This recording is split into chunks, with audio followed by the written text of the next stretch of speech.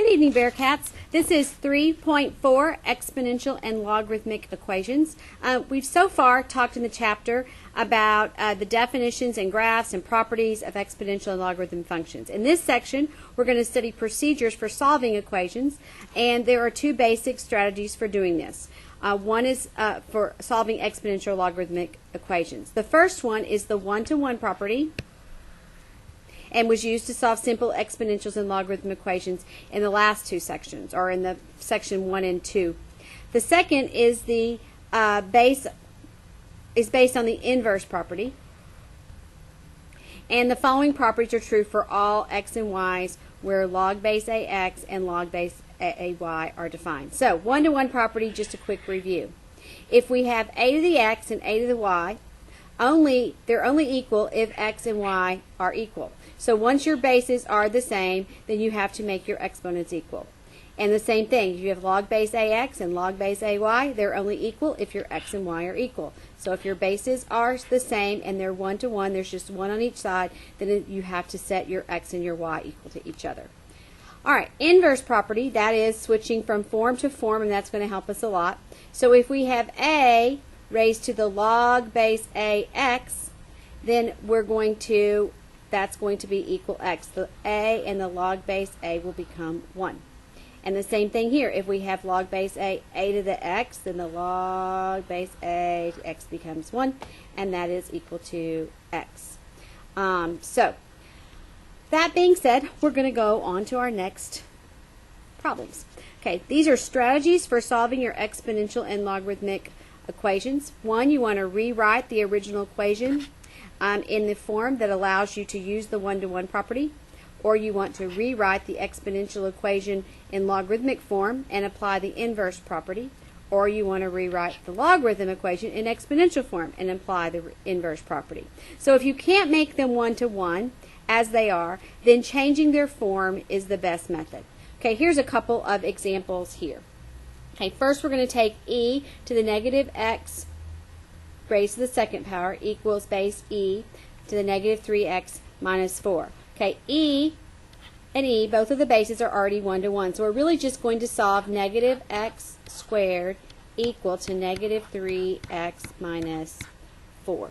All right, basically this is going to look quadratic. We're going to move it over and move everything over and set it equal to 0. So we would have negative x squared, we would have positive 3x plus 4. I actually should have gone the other way. And you can actually change all of the signs because I don't want to have my x squared begin with a negative. So I really have x squared minus 3x. I'm just dividing through or multiplying through by a negative, minus 4 equals 0. And I think we can solve this one by factoring. So x and x, multiply to negative 4, add to negative 3, that would be a negative 4 and a positive 1. And therefore our x values would be 4 and negative 1. Alright, sorry about that. And negative 1. Alright, for the second one over here, we want to use the same properties. And the very first thing we're going to do is we're going to isolate the exponential part of our equation by dividing by 3 on both sides. So you would end up with 2 to the x power equals 14. And now we're a little bit stuck because we can't change 14 to base 2.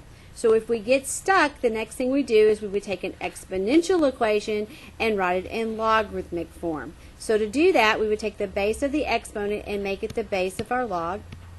And we would take the inverse property and switch these out. 14 equals x.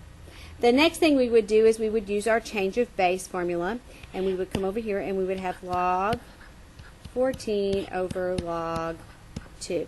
And I really want you to show that to me on your test. Now, I understand in the new Inspire calculators you can actually put in the base 2 and the 14, and I'm fine if that's what you do in the calculator, but I really want you to show me this change of base.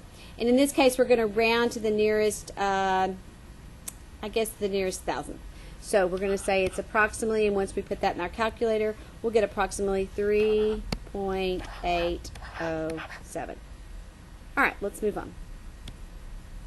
Next, we're going to start solving again. Again, we need to isolate our exponential function. To do that, we would need to subtract the 5, and we would have e to the x power equals 55. We also need to switch forms here. We are stuck in an exponential equation. We need to switch to a log. The difference is when you have base e, you're actually going to now have ln when we do that. So we're going to have log base e, and log base e would be the same as ln, and that's kind of funny. So this e would become the base of the log, and log base e is natural log, or ln, and then we would switch these out. So 55 equals x. And actually you would put this straight into the calculator, ln 55, and your x value would be approximately 4.007. Okay. Remember that natural logarithmic functions have a base of e. Okay, a base of e. All right, next we're going to continue to solve. And we have a lot to do to isolate our exponential first. The very first thing we would do would be we would add 4. So we would have 2, and then we would have 3 raised to the 2t minus 5 equals 15. And then the next thing we would do is divide by 2. So we'd have 3 to the 2t minus 5 equals 15 over 2. All right, and then at this point, I believe we're going to be stuck in our exponential equation. So we're going to switch it to a logarithmic equation. So when we do, 3 becomes the base of the log. So we'll have log base 3, and then we'll switch all the exponent part with the other side. So 15 halves equals 2t minus 5. Now, here's something I really want you to try to get to. So what you're going to do, I'm just going to bring this back over here so we can write it out. You will have log base 3, 15 halves equals 2t minus 5. To all of this, we're going to add 5. So we would have log base 3, 15 over 2 in parentheses. We're going to add 5. That would equal 2t, and then we would have to divide by 2. And that would be our t value. Okay, and then you can put all that in your calculator. You can put the log base 315 over 2 and get an answer, add the 5, and then divide by 2.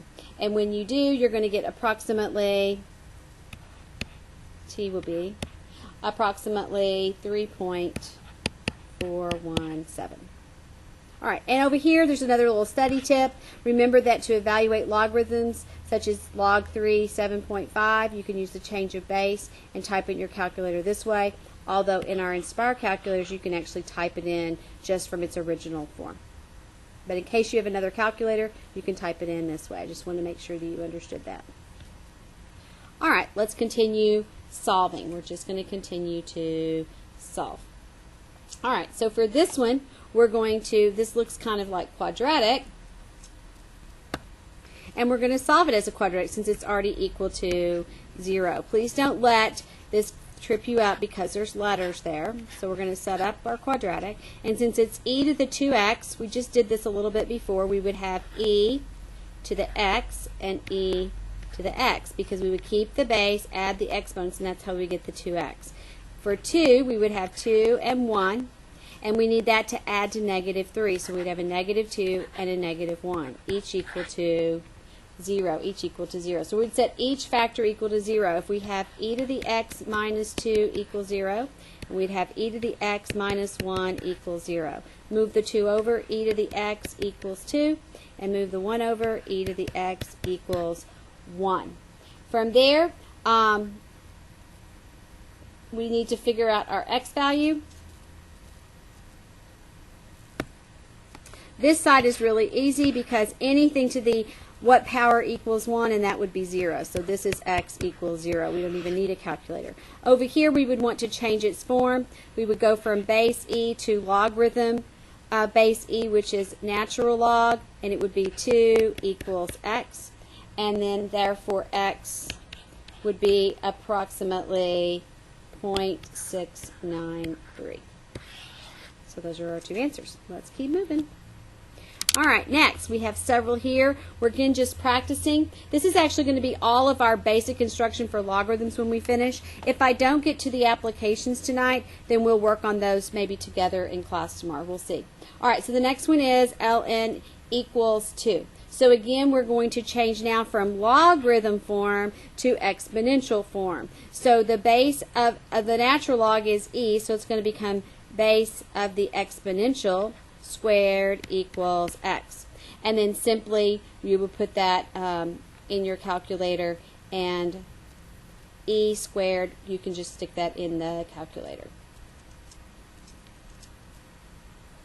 All right, in this second one down here, we're 1 to 1 because log base 3 and log base 3, 1 on each side. And because we're 1 to 1, then we can just set these equal to each other. So we have 5x minus 1 equals x plus 7. So we'd subtract the x and get 4x. We would add the 1 equals 8, and all of a sudden, oops, that means equals 8. And all of a sudden we would divide, and x would be 2. All right, and in our last example, we are not 1 to 1 yet, and we can force ourselves to be 1 to 1.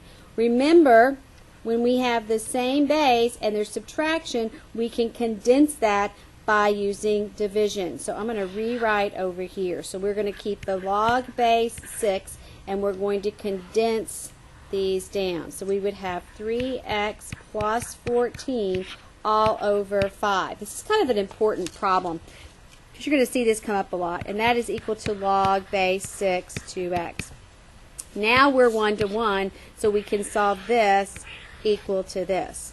So we have 3x plus 14 over 5 equals 2x over 1. If you put it over 1 and cross multiply, you're a lot better success rate. So 1 times 3x plus 14 is that, and 5 times 2x, oops, I keep doing that. That should be equal, sorry. Oh, good. Equal 5 times 2x is 10x. And then if we want to solve, we would move the 10x over. That would become negative 7x, and the 14 would be negative 14. Divide by 7, and again, in this case, x becomes 2. X becomes 2. All right, let's move on.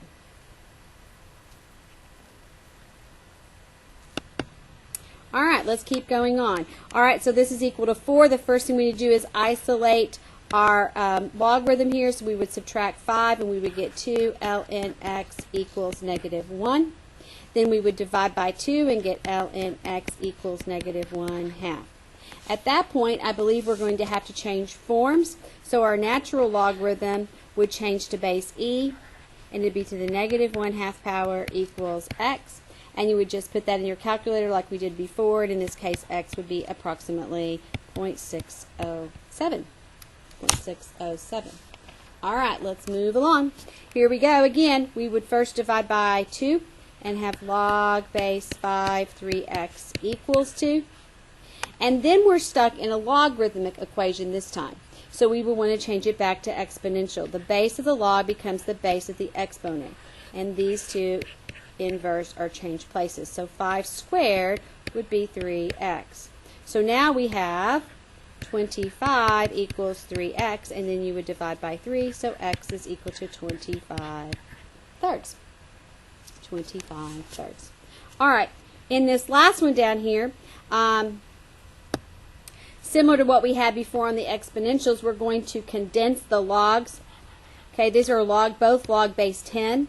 So you're going to have log base 10, and then because there's addition, you're going to multiply them. So you're going to have 5x times x minus 1 equals 2.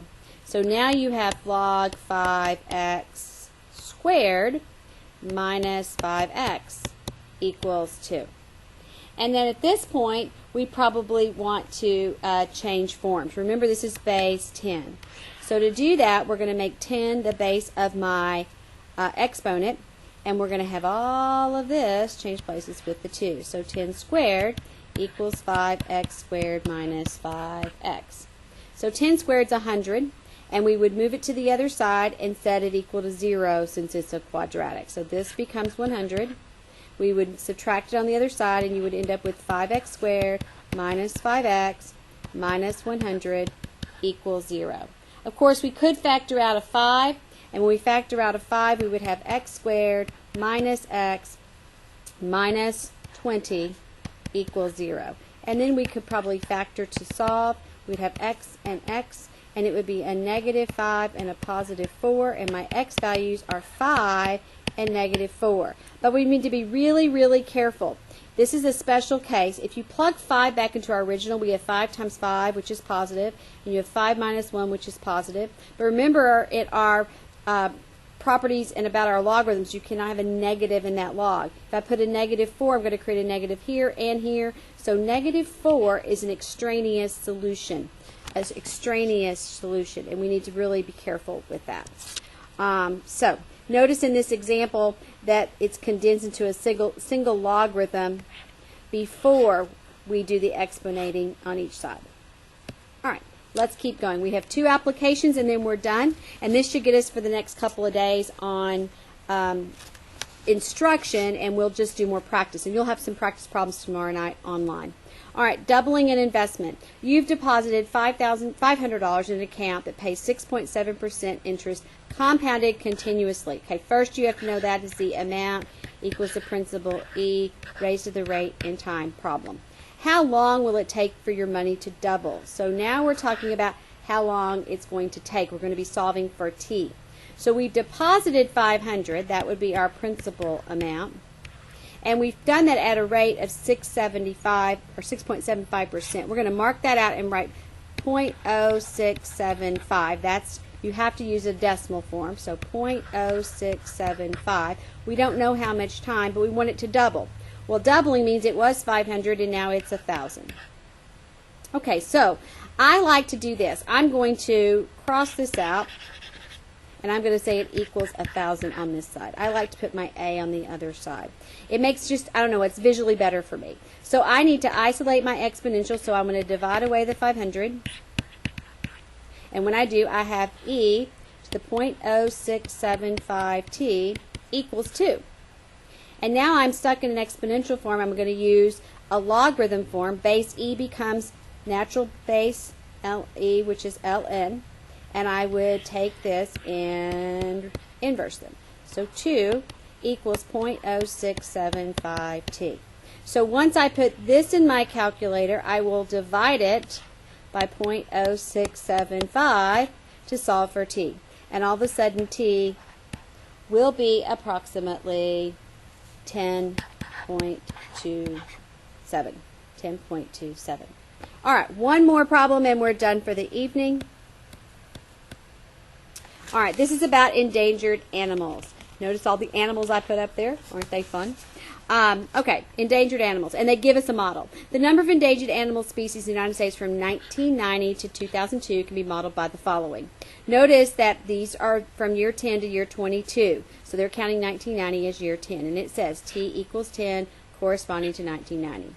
During which year did the number of endangered species reach 357? Reach 357. So we want to take this information, the negative 119 plus the 164 LNT, and we want to say when did it reach a total of 357. All right, well the first thing we're going to do is add the 119 to this side, and we get 164 LNT equals 476. And then we would divide by 164, and we would have LNT equals, I'm just going to leave it for now, 476 over 164. All right, we are in a logarithm. I think we need to switch to exponential form. So ln becomes base e, and it would be base e raised to the 476 over 164, and that would equal t. And if we put that in our calculator, you're going to get t is approximately 18 years. So 18 years. If this is from year 10 to year 22, then we want year 18. So if 1990, this is kind of interesting, if 1990 is year 10, then it had to be that 1980 would have been year 0. And so 18 years later would put me in 1998. 1998. Okay, think about that. Have a great evening, and go Bearcats!